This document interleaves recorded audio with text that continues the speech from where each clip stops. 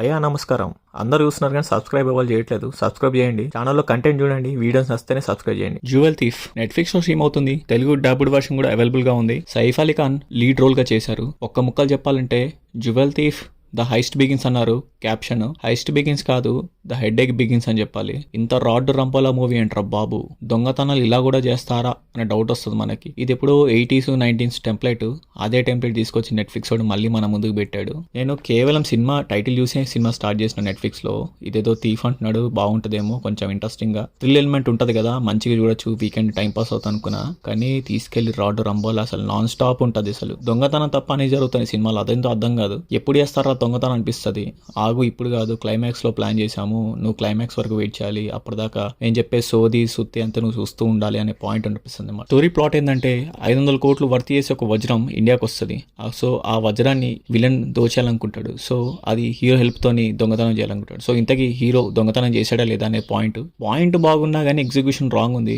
Story point okay పర్లేదు అనిపిస్తుంది కానీ సినిమాలో స్క్రీన్ ప్లే ఎంత వరస్ట్గా ఉంది. ఎప్పుడో పాత సినిమాలు, మనం ఎన్నో సినిమాలు ఎట్లాంటి చూసేసి ఉంటామో, సో అలాంటి టెంప్లెట్ మళ్ళీ మనం చూసానే ఫీలింగ్ వస్తుంది. ఇక్కడ ఇంట్రెస్టింగ్ గా ఒక థ్రిల్ ఎలిమెంట్ కూడా ఉండదు. సరే హీరో ట్రై చేశాడు, సపోజ్ దొంగతనం కోసం ట్రై చేశాడు అనే ఫీలింగ్ కూడా మనకు రాదు. ఎంతసేపు స్టార్టింగ్ విలంగానే కొంచెం చూపిస్తారు, వాడు సోదేందో అర్థం కాదు. సరే హీరో వచ్చాడు కదా, హీరో గురించి ఏం చెప్తారంటే వాడి గురించి కూడా ఏమి ఉండదు. సరే ఇద్దరు కలిసారు కదా దొంగతనం చేయండి అంటే అది కూడా చేయరన్నమాట. తర్వాత చేస్తా అంటాడు. మధ్యలో పోలీసులు ఉంటారు, వాళ్ళు ఎందుకున్నారో అర్థం కాదు, అప్పుడప్పుడు వచ్చి పోతుంటారు. సరే ఇదంతా అయిపోయింది కదరా అంటే మళ్ళీ హీరోయిన్ వస్తుంది. హీరోయిన్తో మళ్ళీ చిన్న ట్రాక్ సాంగ్ పెడతా ఉంటాడు. సరే ఇప్పుడు కానీ అయిపోయింది కదరా దొంగతనం చేయండి అంటే లేదు ఇప్పుడు ఇండియా నుంచి డైమండ్ వెళ్ళిపోయింది, తర్వాత మనం ప్లాన్ చేద్దాం అంటారు. ఎక్కడరా అంటే లేదు యూకేలో వెళ్ళిపోతుంది డైమండ్, మనం యూకేలో దొంగతనం చేయాలని చెప్తాడు హీరో. సరే అక్కడైనా దొంగతనం చేస్తారంటే లేదు యూకేలో కాదు, ఇస్తాన్బుల్లో మళ్ళీ ఫ్లైట్ దిగిపోవాలి, ఇస్తాన్బుల్లో దొంగతనం చేస్తా అంటారు. అరే మీరు ఫ్లైట్ హ్యాండిల్ చేస్తారు, నచ్చినట్టు ఫ్లైట్ ఇక్కడ పడితే అక్కడ ల్యాండ్ చేసుకుంటారు, ఏమేమో చేస్తారు. అదే దొంగతనం మేము సింపుల్ గా ఇంటికి పోయి చేసేసుకోవచ్చు కదా అంటే అట్లుంటది పాయింట్. అన్ని చేస్తాడు హీరో, నచ్చింది చేసేస్తాడు, హ్యాక్ చేసేస్తాడు,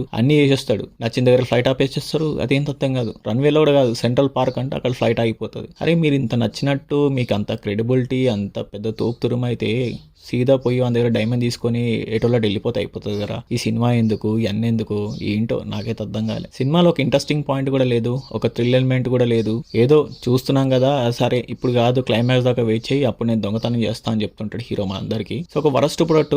సైఫ్ అలీ ఖాన్ గురించి ఎంత ఇంట్రెస్టింగ్ గా కూడా ఏం లేదు సినిమా. ఏదో ట్రై చేశాడు, నెట్ఫ్లిక్స్ దగ్గర సినిమాలు లేవు ఈ మధ్య, ఏదో ర్యాండమ్ గా తీయాలి పెట్టాలి అనేటట్టే చేశాడు అన్నమాట. ఓవరాల్ గా అంత ఎంగేజింగ్ ఉండదు, లైట్ తీసుకోవడం బెటరు, టైం వేస్ట్.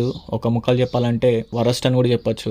ఏ ఒక ఎలిమెంట్ మనకి ఎంగేజింగ్ గా చేయదు. సాంగ్స్ అంత వరస్ట్గా ఉంటాయి. ఒక థ్రిల్ ఎలిమెంట్, టెన్షన్ కూడా రాదు సినిమా చూస్తే. అరే దొంగతనం చేస్తున్నారా, బోయుడు నుంచి పట్టుకుంటాడా, అది కూడా ఉండదు అన్నమాట. నువ్వు చేస్తున్నావా చెయ్యు, ఇంకా పడుస్తున్నాడు చూడంటే అది చూస్తాడు, కొడతాడు, అయిపోతుంది. ఏంటో అర్థం కాలేదు నాకైతే. ఓవరాల్ గా వరస్ట్ ప్రొడక్ట్ నెట్ఫ్లిక్స్ నుంచి. సో ఫ్యామిలీతో చూడొచ్చు కానీ ఈ సినిమా చూసేంత వర్త్ కూడా కాదు, లైట్ తీసుకోవడం బెటర్. ఛానల్లో కంటెంట్ చూడండి. చూసిన వాళ్ళలో 100 మంది చూస్తే దాంట్లో ఒక్కరు కూడా సబ్స్క్రైబ్ చేయట్లేదు. సో కంటెంట్ నచ్చితే సబ్స్క్రైబ్ చేయండి, ఎఫర్ట్స్ రికగ్నైజ్ చేయండి. మీకు ఇంకేమైనా అనిపిస్తున్నా కానీ నాకు కమెంట్ బాక్స్ లో మెన్షన్ చేయొచ్చు. ఏమైనా మార్చుకోవాలన్నా, లేకపోతే ఇంకా వీడియోస్ గురించి ఏమైనా రివ్యూస్ చెప్పాలన్నా కమెంట్ చేయండి. That's all guys, thank you.